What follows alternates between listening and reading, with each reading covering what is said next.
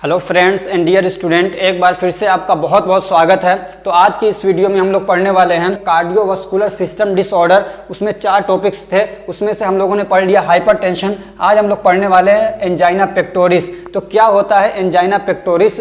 तो ये क्या है? It is a type of chest pain. ये क्या है? एक तरीके का चेस्ट पेन है caused by the reduce blood flow to the heart. और ये जो चेस्ट है हमारे यानी सीने का दर्द होता है, सीने में दर्द होता है। क्यों होता है? जब ब्लड फ्लो क्या होता है, रेड्यूस हो जाता है, कम होता है। कहाँ तक? हमारे हार्ट तक। यानी हमारे हार्ट को पूरी तरीके से जब ब्लड सप्लाई नहीं हो पाता है तो क्या होता है, ऑक्सीजन की कमी हो जाती है। जब ऑक्सीजन की कमी होती है तो हमारा हार्ट के जो मसल्स हैं वो अपना क्या है, भोजन नहीं बना पाते हैं, एनर्जी वहाँ पे नहीं बन पाती है। तो फिर उनको क्या होती है, दिक्कत होनी शुरू हो जाती है। वो सेल क्या होते हैं, मरने लगते हैं। तो फिर आदमी को क्या होता है, दर्द होने लगता है। तो ये होता है एंजाइना पेक्टोरिस। अब ये कैसे होता है, इसको ये कई तरीके के हैं। इसको समझने से पहले आप एक कॉन्सेप्ट समझ लीजिए, फिर उसके बाद जब इसको आप समझेंगे तो बड़ी आसानी से आपको ये क्या होगा, समझ में आ जाएगा।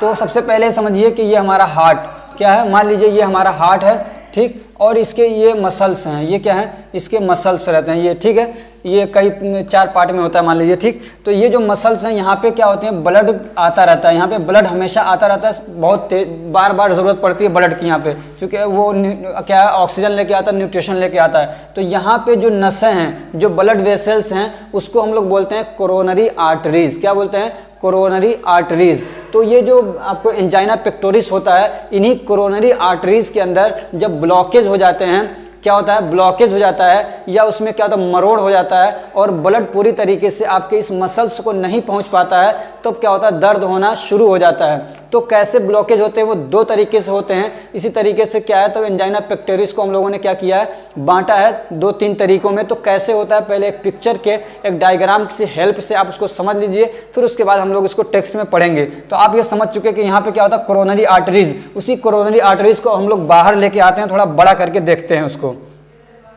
तो मान लीजिए ये क्या हमारा कोरोनरी आर्टरीज है, ठीक।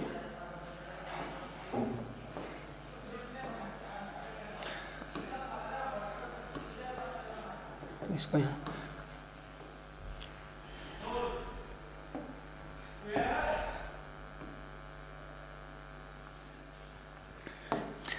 तो अब ये मान लीजिए हमारी कोरोनरी आर्टरीज है, ठीक। अब यहाँ पे क्या होता है, ऐसे इसमें मान लीजिए कुछ हमारा लिपिड वगैरह होता है, फैट वगैरह इसमें भरने लगा, ठीक है। ये बीमारी होती है, कभी दिक्कत हो सकती है किसी को भी, तो ये भरने लगता है। तो ये लिपिड वगैरह भर गया मान लीजिए इतना। उसके बाद अब एक क्या होता है, यहाँ पे फाइबरस कैप आ जाते हैं, यानी बहुत सारे फाइबर आ जाके जुड़ जाते हैं यहाँ पे, बहुत मोटी सी लेयर बना लेते हैं फाइबर की। एक तरीका ये हो गया कि ये इसमें ब्लॉकेज कैसे होता है, वो इसी तरीके से होता है, ठीक है। तो ये हो गया, तो ये पूरा ब्लॉक नहीं हुआ, ठीक है। और इसमें क्या है, फाइबरस कैप है, बहुत तगड़ा, बहुत मोटा फाइबरस कैप है। तो इस तरीके का जो ब्लॉकेज होता है उसको हम लोग बोलते हैं स्टेबल। क्या बोलते हैं? स्टेबल। ये स्टेबल होता है, क्यों होता है स्टेबल? ये इसलिए कि यहाँ पे फाइबरस कैप होता है, ठीक है। क्या होता है? फाइबरस कैप होता है, फाइबर होते हैं, समझ लीजिए, जो इसको क्या है, दबा के रखते हैं नीचे और इसको क्या होता है, डैमेज होने से रोकते हैं, फाइबरस कैप होते हैं। एक दूसरा प्लेक होता है, मान लीजिए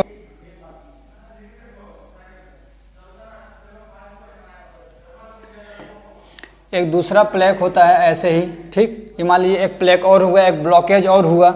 कोई ज़रूरी नहीं कि दोनों एक ही साथ में हो, मतलब अलग अलग हो सकते हैं। ये मान लीजिए यहाँ पे हो गया, ये वाला ना हो, दूसरा हो, तो उसमें भी क्या होता है, इसमें भी फैट मान लीजिए भरा हुआ है। और यहाँ पे ना ये जो लास्ट में यहाँ पे फाइबरस मतलब कैप बहुत कम होते हैं, बिल्कुल नहीं होते हैं, समझ रहे हैं ना। फाइबरस कैप वहाँ पे बिल्कुल कम होते हैं या बिल्कुल नहीं होते हैं। तो उसका नुकसान क्या है कि अगर मान लीजिए यहाँ पे थोड़ा भी डैमेज हुआ, थोड़ा भी क्या हुआ, कट गया, मान लीजिए अल्सर हुआ, कट गया वहाँ पे, तो कटने के बाद क्या दिक्कत होगी, यहाँ पे क्या होगा, ये रप्चर होगा। तो जानते हैं कि हमारा जब कटता है तो वहाँ पे फ़ौरन क्या है, हमारा क्लोटिंग वाला सिस्टम काम करने लगता है, प्लेटलेट्स आ जाते हैं, फिर वो क्या है, एक साथ जुड़ने लगते हैं, फिर वहाँ पे क्लोट बना लेते हैं वो। तो यहाँ पे क्या हो जाएगा, क्लोटिंग होना शुरू हो जाएगा, ये आके प्लेटलेट से जुड़ने लग जाएंगे, ठीक है। अब पूरी उसकी थ्योरी है, लेकिन वो इतना हम लोग उसमें डीप में नहीं जाएंगे।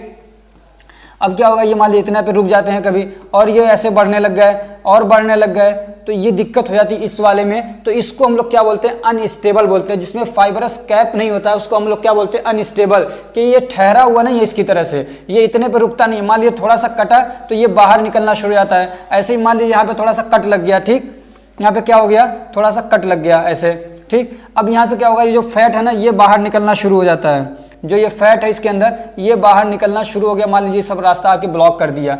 तो अब देखिए कि ये स्टेबल वाला है, चाहे ये बड़ा हो, स्टेबल वाला चाहे ज़्यादा बड़ा हो, लेकिन इसके मुकाबले में, समझ रहे हैं, इसके मुकाबले में ये कम खतरनाक है, कम डेंजरस है। और ये चाहे थोड़ा छोटा हो, लेकिन इसके मुकाबले में क्या ज़्यादा डेंजरस है।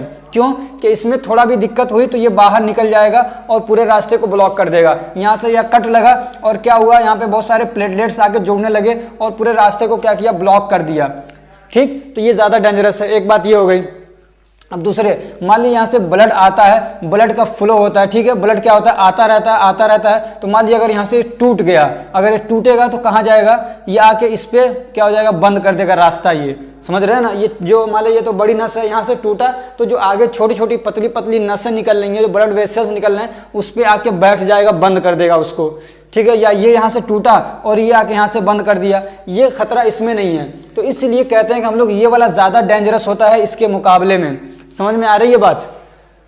अब ये एक तो हो गया स्टेबल और दूसरा क्या हो गया, ये अनस्टेबल, या इसको डायनेमिक भी बोलते हैं। इसको क्या बोलते हैं, अनस्टेबल या डायनेमिक। ये स्टेबल नहीं है, रुका हुआ नहीं है अपनी जगह पे, ये क्या है, बढ़ सकता है। ठीक, या फिर इसमें एक दिक्कत ये भी होती है कि इसमें जब कट लगता है, मान लीजिए यहाँ पे कट लगा तो यहाँ पे फाइबरस कैप है तो ब्लड इसमें भर नहीं पाता है। ब्लड मान लीजिए इसमें बह रहा है तो ब्लड इसमें नहीं भर पाएगा।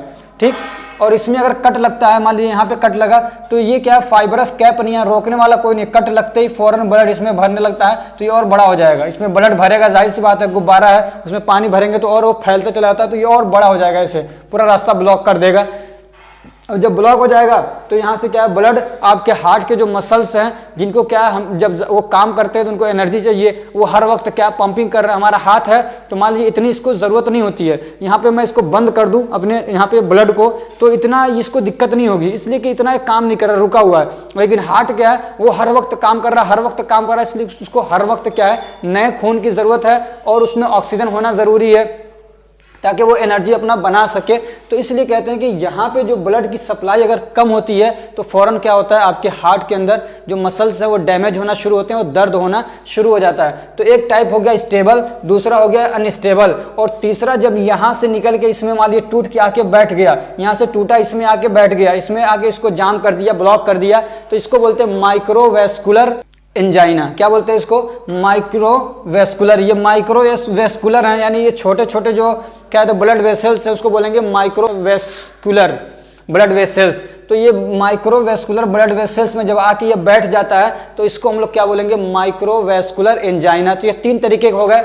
चौथा ये है कि इस जो हमारी नस है वो क्या है, ऐसे उसमें मरोड़ आ जाए। समझ में आ रहा है? ये मान लीजिए नस है, इसको ऐसे कोई ऐसे घुमा दे, जैसे कपड़ा आप पानी जाते हैं, कपड़ा धुलते हैं, उसको निचोड़ते हैं ना तो स्पाज्म करते, उसको ऐसे क्या कहते हैं, मान लीजिए खूब ऐंठ देते हैं, उसके अंदर ऐंठन आ गया तो रास्ता तो जाहिर सी बात है बंद हो जाएगा, तब भी वहाँ से ब्लड सप्लाई रुक जाएगा। तो इस तरीके से क्या होगा, ब्लड का फ्लो वहाँ पे नहीं पहुँच पाएगा, ऑक्सीजन नहीं पहुँचेगा, तब भी दर्द होना शुरू हो जाएगा। तो वो भी एक टाइप का एंजाइना है। उसको क्या बोलते हैं हम लोग, वेरिएंट। उसको क्या बोलेंगे हम लोग, वेरिएंट एंजाइना। समझ में आ रहे, उसको बोलते हैं वेरिएंट एंजाइना। तो अब ये आप समझ गए हैं, तो एंजाइना समझ चुके हैं, एंजाइना क्या है। अब इतना समझने के बाद आप समझिए कि क्या होता है एंजाइना, तो आपको अच्छे समझ में आ जाएगा। तो it is a type of chest pen. Angina क्या है, ये एक तरीके का हमारे चेस्ट का पेन होता है, यानी सीने में दर्द होता है। असल में ये दर्द सीने का नहीं है, असल में दर्द किसका है, हार्ट का है। ठीक, लेकिन हम लोग इसको बोलते हैं कि हमारे सीने का एक क्या होता है, दर्द होता है। और क्यों होता है, जब ब्लड का फ्लो यानी ब्लड की सप्लाई वहाँ पे क्या होती है, कम हो जाती है। अब कैसे कम होती है आपने वो देख लिया। ठीक, तब क्या होता है हमारे हार्ट को, जब हार्ट में ब्लड की सप्लाई कम होती है तो दर्द होना शुरू हो जाता है। अब उसके टाइप कौन कौन से हैं एंजाइना पेक्टोरिस के, तो पहला क्या है, स्टेबल क्रोनिक। क्या, स्टेबल या क्रोनिक, इसको क्या बोलते हैं, स्टेबल बोलेंगे या क्रोनिक, दोनों में से कोई नाम आप कर सकते हैं। तो इसमें क्या होता है, this type of angina follow a regular pattern. और ये जो एंजाइना होता है स्टेबल वाला, ये एक रेगुलर पैटर्न को फॉलो करता है। एक रेगुलर पैटर्न को क्या करता है, फॉलो करता है, due to stable plaque in coronary arteries. हमारे कोरोनरी आर्टरी के अंदर स्टेबल प्लेक के होने की वजह से, स्टेबल प्लेक होने की वजह से, अब इसका क्या मतलब है कि ये रेगुलर पैटर्न को क्या करता है, फॉलो करता है। इसका मतलब ये है कि जब कुछ खास काम होंगे तब वहाँ पे दर्द होना शुरू होगा। जैसे कि मान लीजिए एक्सरसाइज करने लगे आप, तब आपको दर्द होना शुरू हो जाएगा, इसलिए कि रास्ता आपका कम है, इतना वहाँ पे ब्लड जाने का रास्ता है कि जिससे आप नॉर्मल रेस्ट कंडीशन में है तो आपको दिक्कत नहीं होगी, ठीक है। लेकिन जब आप कोई वर्कलोड ज़्यादा डालेंगे हार्ट के ऊपर, यानी आप दौड़ रहे हैं, तो अब आपको ज़्यादा ऑक्सीजन की ज़रूरत होती है, लेकिन वहाँ तो ब्लड जाने का उतना रास्ता है नहीं कितना तेज़ी से जा सके, तब आपको दिक्कत होने लग जाएगी। ऐसे ही आप क्या कर रहे हैं, कुश्ती लड़ रहे हैं, आप क्या कर रहे हैं, खेल रहे हैं, कुछ ऐसा ही मतलब ज़्यादा हैवी काम कर रहे हैं जिसमें ज़्यादा आपके हार्ट को ज़्यादा लोड पड़ रहा है, तब उसमें दर्द होता है। उसको हम लोग बोलते हैं कि ये रेगुलर पैटर्न को फॉलो करता है, ठीक। अब ये कब होता है, in occurs when workload of heart increase, और ये उस वक्त होता है जब आपके हार्ट का वर्कलोड बढ़ जाता है ड्यू टू एनी रीजन, और वो कोई रीजन हो सकता है, जैसे कि एक्सरसाइज हो गया, प्लेइंग फुटबॉल हो गया, या ऐसे ही आप कुछ और हैवी काम कर रहे हैं, ठीक। It is less dangerous than unstable, और जो स्टेबल है, स्टेबल वाला ये जो एंजाइना है ये कम डेंजरस है किसके मुकाबले में, अनस्टेबल के। अनस्टेबल ज़्यादा डेंजरस होता है, ठीक है। This is relieved by rest and medication, और ये वाला जो है इसको मान लीजिए आप ज़्यादा काम करने लगे, आपको दर्द होने लगा, तो फिर आप जब रेस्ट में आ जाएंगे, यानी काम छोड़ दिया आपने, नॉर्मल हो गए, तो क्या हो जाएगा, आपको दर्द होना बंद हो जाएगा। या आपने दवा ले ली और फौरन क्या हुआ, वहाँ से जो आपकी आर्टरीज थी वो क्या ओपन हो गई, ठीक है। दवा आती है आइसोसोर्बाइड डाइनाइट्रेट, आपने वो ले लिया तो आपको क्या करेगा, उसके आपके आर्टरीज को ओपन कर देगा, तो आपको रेस्ट मिल जाएगा, उसमें आराम मिल जाएगा, ठीक। अब जो दूसरा है वो है अनस्टेबल एंजाइना। अनस्टेबल एंजाइना में क्या होता है आप वो समझ चुके हैं, ठीक है। तो this type of angina does not follow a regular pattern, तो ये एक रेगुलर पैटर्न को फॉलो नहीं करता है। ऐसा नहीं है कि जब आप कोई मतलब हैवी काम कर रहे हैं, कोई ज़्यादा मुश्किल वाला यानी ज़्यादा मेहनत वाला काम कर रहे हैं तब दर्द होगा, बल्कि आप अगर घर पे बैठे हुए मान लीजिए किताब पढ़ रहे हैं, लेकिन तब भी क्या है, क्योंकि वहाँ तो दिक्कत कुछ और है ना, वो तो आपके प्लेटलेट्स जमा हो रहे हैं और रास्ते को बंद कर दे रहे हैं, या तो फिर क्या फैट निकल गया बाहर और रास्ते को बंद कर दिया, या प्लेटलेट वहां से टूट के गए और छोटी वाली जो नसें होती है उस पर जाके बैठ गए, तो यहाँ पे कोई रेगुलर पैटर्न नहीं है, बल्कि कोई भी दूसरा रीजन हो सकता है, और आप रेस्ट कंडीशन में हैं, तो इसलिए इसको कहा कि रेगुलर पैटर्न पे नहीं होता है, ठीक है। ड्यू टू अनस्टेबल प्लेक, इसको अनस्टेबल को डायनेमिक भी बोलते हैं, तो unstable plaque in coronary arteries and occurs even at the resting condition, और आप जब रेस्टिंग कंडीशन में होते हैं तब भी आपको क्या होता है, दर्द होना शुरू हो सकता है अगर अनस्टेबल वाला है, ठीक।